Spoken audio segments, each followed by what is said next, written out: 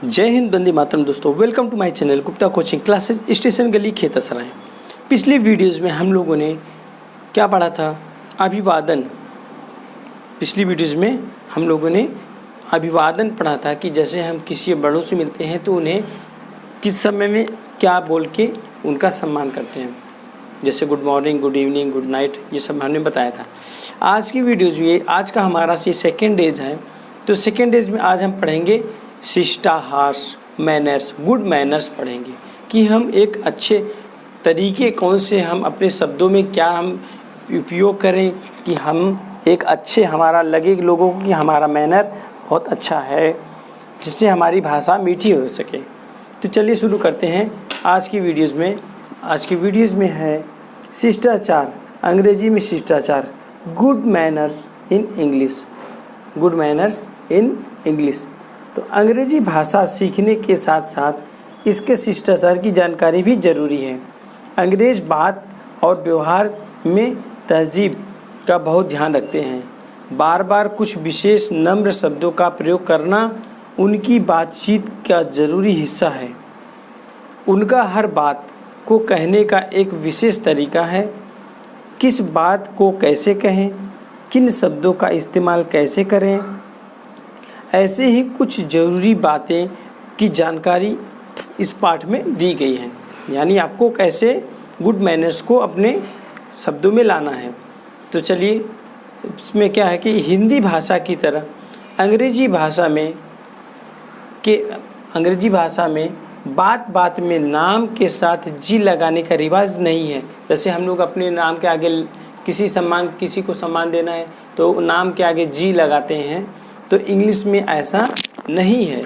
Next है, और ना ही आप और वे जैसे आदर सूचक शब्द का प्रयोग किया जाता है, और ना ही इसमें क्या किया जाता है, आप जैसे आदर सूचक शब्दों का प्रयोग किया जाता है।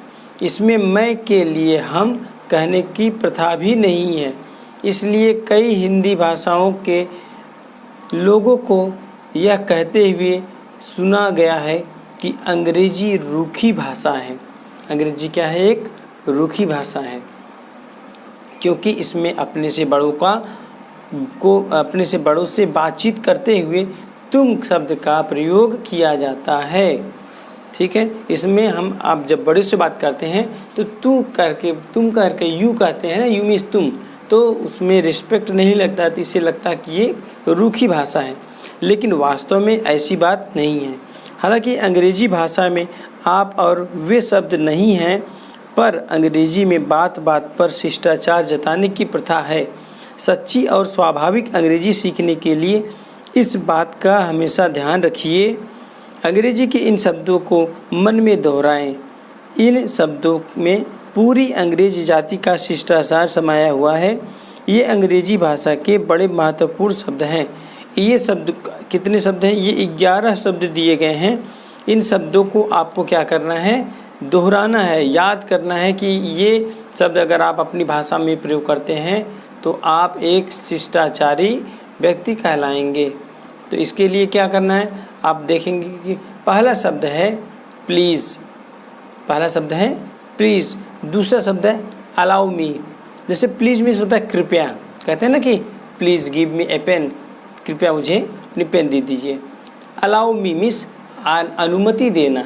जैसे अगर आप किसी से कहिए कि जैसे मुझे कमरे में जाना है, तो टीचर से अगर आप कहेंगे कि मैं जा रहा हूँ, तो आई एम गोइंग, तो ये क्या हो जाएगा? एक रूखी भाषा हो जाएगी। अगर आप कहेंगे कि आप मुझे अलाउ कर दीजिए, प्लीज़ अलाउ कर दीजिए मुझे जाने के लिए, तो वो क्या हो जाएगी? एक नम्र भाषा हो जाएगी। तो अलाउ मी शब्द का प्रयोग कर सकते हैं। पार्डन कर सकते हैं, पार्डन मीन्स क्षमा कर दीजिए। जैसे कि आपको किसी से गलती चोट लग गई, आपने कहा पार्डन, पार्डन मीन्स क्षमा। थैंक्स शब्द का उपयोग after you, that is all right, welcome, sorry, it is my pleasure, it's my pleasure, kindly, excuse me. ये ऐसे 11 शब्द हैं। अगर इन शब्दों का प्रयोग आप अपनी भाषा में करते हैं तो आपकी भाषा बहुत ही मीठी हो जाएगी। तो यदि आपको किसी भी से पेन लेना हो, या एक गिलास पानी मांगना हो, या किसी से समय पूछना हो या फिर किसी के उत्तर में हाँ कहना हो तो वाक्य में प्लीज़ शब्द का प्रयोग करना होगा।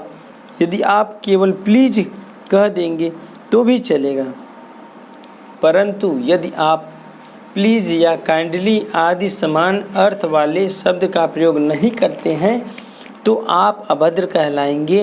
हिंदी में आप यूँ भी कह देते हैं, ज़रा अपना पेन देना, कहते हैं ना कि ज़रा अपना पेन देना, तो ये इसमें कोई रिस्पेक्ट नहीं है।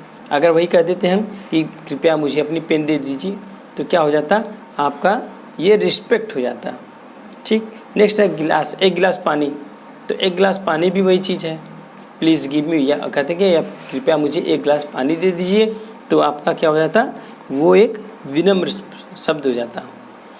क्या वजह है, किसी से टाइम पूछ रहे हैं तो हमें कैसे बोलना चाहिए, what time is it, please what time is it कह देंगे तो इसमें रिस्पेक्ट आ जाएगा। हाँ पी लूँगा, लेकिन हिंदी की तरह यदि आप अंग्रेजी में भी निम्न वाक्य बोलेंगे तो कोई भी अंग्रेज पहचान लेगा कि आप असभ्य हैं या कोई विदेशी जो कि उनसे शिष्टाचार से परिचित नहीं है। तो इन शब्दों का प्रयोग आप करेंगे कैसे, give me your pen, give me a glass of water, what is the time, yes I will drink it. और यदि आप कहेंगे तो कहेंगे कि may I have your pen please, a glass of water please, time please, yes please.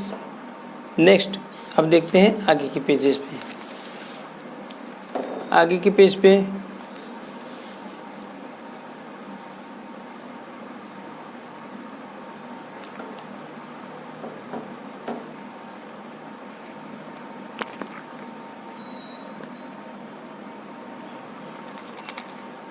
यदि आप इन वाक्यों को इस प्रकार भी कहेंगे तो भी यह समझा जाएगा कि आप सभ्य हैं। तो बोलेंगे क्या आप कि may I borrow your pen please, may I borrow your pen please, give me a glass of water please. इसमें और भी सम्मान सूचक शब्द को लगा दिया गया। What is the time please, क्या समय है कृपया आप मुझे बताएंगे। नेक्स्ट नंबर है, पॉइंट है, यदि आप किसी व्यक्ति ने आपका मामूली सा भी काम किया है तो उदाहरण के लिए आपने टाइम पूछा या मकान का पता पूछा तो उसे पता बता दिया, आपने तनिक सी बात पूछी और उसने बता दिया तो उसे थैंक यू कहना न भूलिए। हाँ आप थैंक्स भी कह सकते हैं। यदि आप अधिक आसान प्रकट करना चाहते हैं तो कह सकते हैं कि मेनी मेनी थैंक यू। जैसे आपने किसी से पता पूछा, आप कहीं रास्ते में जा रहे हैं, भटक गए हैं, आपने किसी से पूछा कि सर मुझे वहाँ जाना है और उन्होंने आपको पता बताया, आपको सही रास्ता बता दिया, तो आप उस समय उनसे थैंक्स बोलना नहीं भूलेंगे। आप उनको ज़रूर बोलेंगे कि thank you sir, many many, और बहुत अधिक आप रिस्पेक्ट देना चाहते हैं तो बोलेंगे many many thank you sir, या फिर many many thank you very much, ये भी बोल सकते हैं। नेक्स्ट पॉइंट है, कोई आपसे कुछ भी लेने के लिए कहे और आप न लेना चाहें तो आप हिंदी में इस तरह मत कहिए, मैं और नहीं लेना चाहता, I don't want to take more, I don't want to take more, बल्कि संक्षेप में कह सकते हैं नो थैंक्स। जैसे अब कुछ आपको कोई दे रहा है और आप नहीं लेना चाहते हैं तो आप इतना लंबी भाषा नहीं बोलिएगा कि I don't want to take more, आप सीधे बोल सकते हैं नो थैंक्स, नहीं धन्यवाद। अगला पॉइंट है, आपने किसी का भी छोटा सा काम किया है, उसके बदले में आपको कहा थैंक यू, तो अंग्रेजी बात यही पर ख़त्म नहीं हो जाती है। यदि आप थैंक्स सुनकर चुप रह जाएंगे तो आप अभद्र या घमंडी कहलाएंगे। इस पर आपको कहना पड़ेगा इट्स ऑल राइट, यानी सब ठीक है, इट्स ऑल राइट, या नो मेंशन कह सकते हैं, या फिर इट्स फाइन कह सकते हैं, या फिर कहते कि माय प्लेजर, ये मेरी खुशी है, मेरी इसमें मेरी खुशी है, वेलकम योर्स वेलकम्स। या इस तरह से आपको कोई अगर थैंक्स बोलता है तो थैंक्स का आप रिप्लाई क्या करेंगे? अगर नहीं कुछ बोलेंगे तो कहा जाएगा कि आप घमंडी हैं, इसलिए हमें थैंक्स का जवाब देना चाहिए। अगर कोई भी आपको थैंक यू बोलता है तो आप बोलेंगे कि इट्स ऑल राइट, या फिर नो मेंशन, कोई बात नहीं, या फिर इट्स फाइन, सब ठीक है, माई प्लेजर, यानी यह तो मेरी खुशी की बात है, यानी मेरा सौभाग्य है। वेलकम, वेलकम कह सकते हैं, यू आर वेलकम भी कह सकते हैं। ऊपर की 5 पंक्तियों में से आप स्वयं ही समझ सकते हैं कि 5वीं पंक्ति सबसे अधिक नम्रता सूचक है। वैसे ऊपर के दोनों अभिव्यक्तियां बोलचाल में खूबी में प्रचलित हैं। ये सब ऊपर वाली सारी भाषाएं बोली जा रही हैं।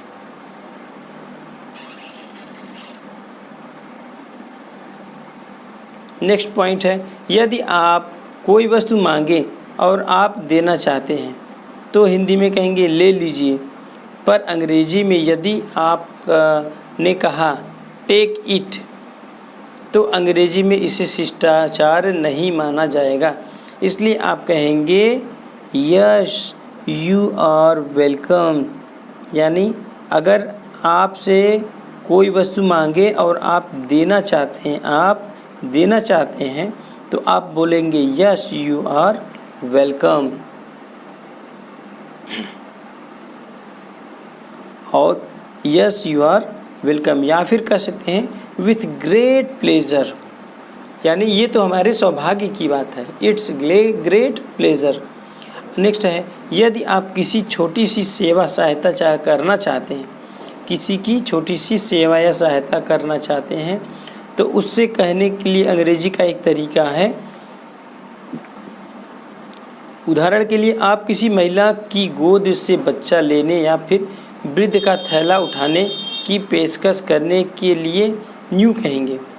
जैसे कोई बच्चा, आप बस में बैठे हैं सीट पे और कोई महिला आपके बगल में खड़ी है और वो गोद में बच्चा लिए है, तो आप उसकी सहायता कैसे कर सकते हैं? उस बच्चे कह सकते हैं कि आप अपने बच्चे को हमें दे दीजिए। अगर आपको कोई प्रॉब्लम है पैर में या फिर आप नहीं खड़े हो पा रहे हैं, वैसे तो महिला को बैठा देना चाहिए सीट छोड़ के, लेकिन अगर आप नहीं खड़े हो पा रहे हैं तो आप उसके बच्चे को आप मांग सकते हैं। या फिर किसी वृद्ध कोई व्यक्ति के कोई सामान नीचे रखा हो, उसको उस सर पर रखना है, तो आप उसके लिए क्या कह सकते हैं कि मे आई हेल्प यू, या फिर उससे कह सकते हैं अलाउ मी।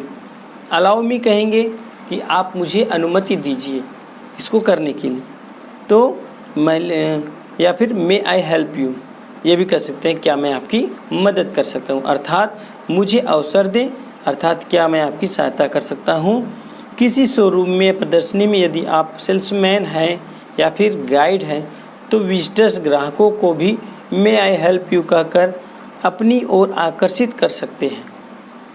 ठीक है, नेक्स्ट है, लास्ट पॉइंट देखते हैं यहाँ पे, अभी तो 6 है, किसी महिला या वृद्ध को रास्ता देते समय आप कहेंगे आप पहले, जबकि अंग्रेजी बातचीत में फर्स्ट यू नहीं कहेंगे, अंग्रेजी में कहेंगे आफ्टर यू कहेंगे। जैसे अगर हम किसी को कहते हैं कि आप पहले आइए, हम पीछे हो जाते हैं। किसी वृद्ध को देख के कि सर आप आ जाइए, आगे आ जाइए, मैं पीछे जाता, तो आप नहीं कहेंगे कि फर्स्ट यू, आप कहेंगे आफ्टर यू, यानी आपके बाद हम लग जाएंगे। नेक्स्ट है, अंग्रेजी बातचीत बात पर खेद प्रकट करने का रिवाज है। यदि हिंदी में भी हम खेद प्रकट करते हैं या क्षमा मांगते हैं तो पर तब जब हमसे कोई वस्तु या कोई बड़ी भूल हो जाए, जैसे हम किसी से समय लेकर फिर समय पर नहीं पहुंचते तो खेद प्रकट करते हैं, और उस समय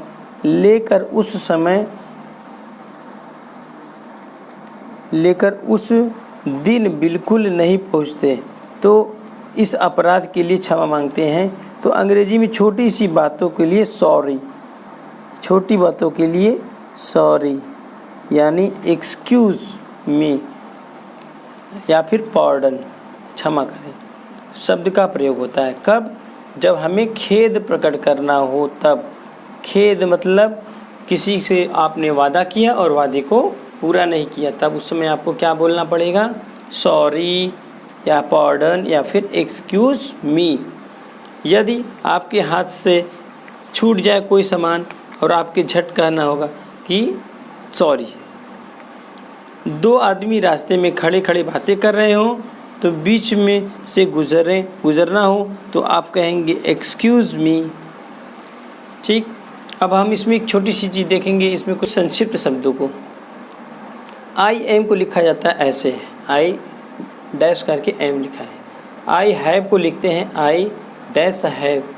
वी आर को लिखते हैं वी डैश आर को ऐसे वी लिख के और आर ई लिखा। अगर कहीं पे ऐसा लिखा हुआ हो तो आप समझिए कि वो क्या लिखा है? वी आर लिखा है। कहीं पे ऐसा लिखा हो तो आई हैव समझेंगे, कहीं पे ऐसा लिखा हो तो आप आई एम समझेंगे, कहीं पे ऐसा लिखा है तो ही इज समझेंगे, सी इज़ ऐसे लिखा है, और इज़ नॉट या आर नॉट लिखा हो तो ऐसा लिखा रहेगा तो उसको आप ये समझेंगे। तो आज की वीडियो बस इतनी ही, क्योंकि आज की वीडियो काफ़ी लंबी हो जाएगी, बच्चे बोर होने लगेंगे, तो बाकी बचे हुए हिस्से को कल हम देखेंगे। अगर आपको हमारा वीडियो अच्छा लगा हो तो प्लीज़ वीडियो को लाइक कीजिए, चैनल को सब्सक्राइब कीजिए, अधिक से अधिक शेयर कीजिए। थैंक यू दोस्तों।